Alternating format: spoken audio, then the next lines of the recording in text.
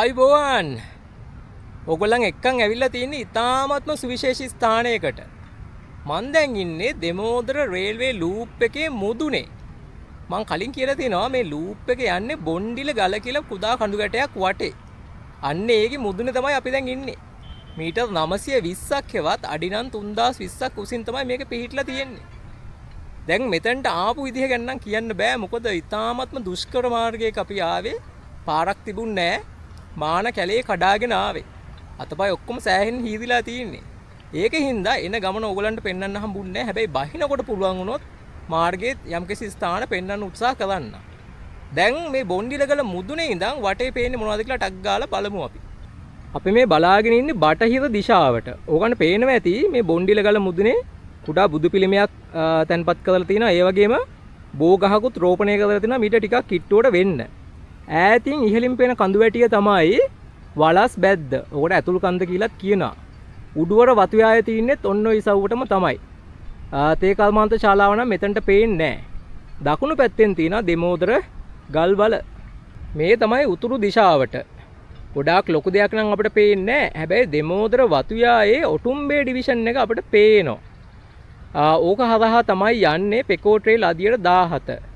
ඔය පහලින් තියෙනවා දෙමෝදර. ඒ කියන්නේ බදුළු ඔයයි නාවිල ඔයයි එකට හම්බ වෙන තැන සහ දෙමෝදර කළු පාලම. අපිට ඒව නම් බලා ගන්න බෑ. ඒ වගේම ඒ 16 බෙරගල හාලියල මාර්ගයේ තියෙන්නේ ඔන්න ඔය ඉසව්වටම තමයි. මේ තියෙන්නේ ඉර පායන දිශාවට. ඈතින් ඕගොල්ලන්ට නමුණු කුල කඳු පන්තිය පේන්න ඕනේ. මීටර් 2036ක් උසයි එයා. එතකොට පහලින් දකුණු පැත්තට වෙන්න තමයි දෙමෝදර දුම්රිය පොළ තියෙන්නේ. දැන් දෙමෝදර රේල්වේ ගැටේ යන්නේ අපි මේ ඉන්න කඳු වැටිය වටා. තව ටිකක් දකුණු පැත්තේ ඉහළින් තියෙනවා දෙමෝදර වතු යායේ සවුත් හැම් ඩිවිෂන් එක. 9 ස්කයිස් කියන බුටික් හොටෙල් එක තින්නෙත් ඔන්න ඔය දිශාවටම තමයි. තව ටිකක් දකුණු පැත්තට වෙන්න තමයි පෙකෝ ට්‍රේල් අදියට 16 අවසාන කොටස වැටලා තින්නේ. දෙමෝදර වතු යාය හරහා. ඔන්න දැන් අපි බලාගෙන ඉන්නේ දකුණු දිශාවට.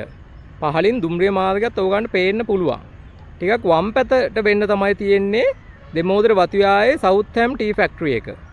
ඕක සවුදම් කියලාත් උච්චාරණය කරනවා කියලා තමයි සුමේද මට කිව්වේ. ඒතර සුමේද කියන්නේ මම නැවතිලා ඉන්න ග්‍රීන් ලයින් හෝම් ස්ටේ එකේ හිමිකරු. ඉතාමත්ම සුන්දර ස්ථානයක් ඕගන්ට ඇවිල්ලා දෙමෝදර නවතින්න.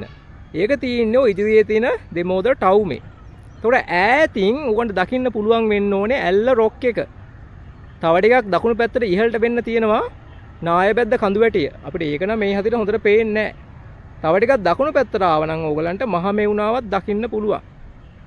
ඒ විතරක් නෙමෙයි ඕගලන්ට පේනවාද ඔය කමියුනිකේෂන් ටවර් එකක් තියෙනවා.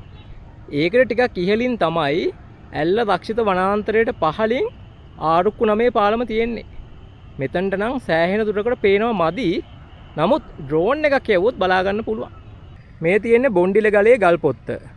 බොන්ඩිල ගල ඇත්තටම කුඩා කඳු මුදුන් දෙකකින් යුක්තයි. අපි ඉන්නේ ඒ 16 මාර්ගය නැත්තම් බදුලුවේ දිශාවට තියෙන උස කඳු මුදුනේ. මෙතන තමයි ගල් පොත්තක් තියෙන්නේ. අනිත් එකේ නම් තනිකර මාන වලින් වැහිලා තියෙන්නේ. ඔයගොල්ලන් පේන ඇති සුමේද මේ ගල් පොත්ත කෙලවර වාඩි වෙලා අවට සිරි නලඹන ආකාරය.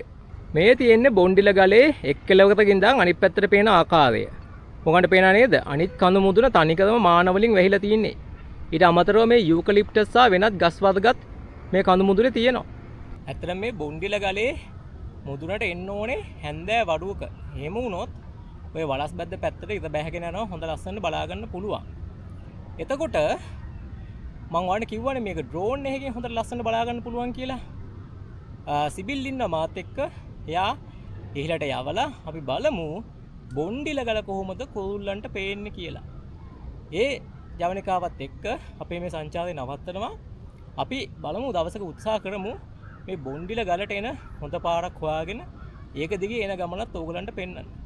එතකන් අපි බහිද්දී අපේ අවස්ථාවක් ලැබුණොත් මේ මාර්ගයේ දෙපස තියෙන දේවල් පෙන්වන්න උත්සාහ කරන්න.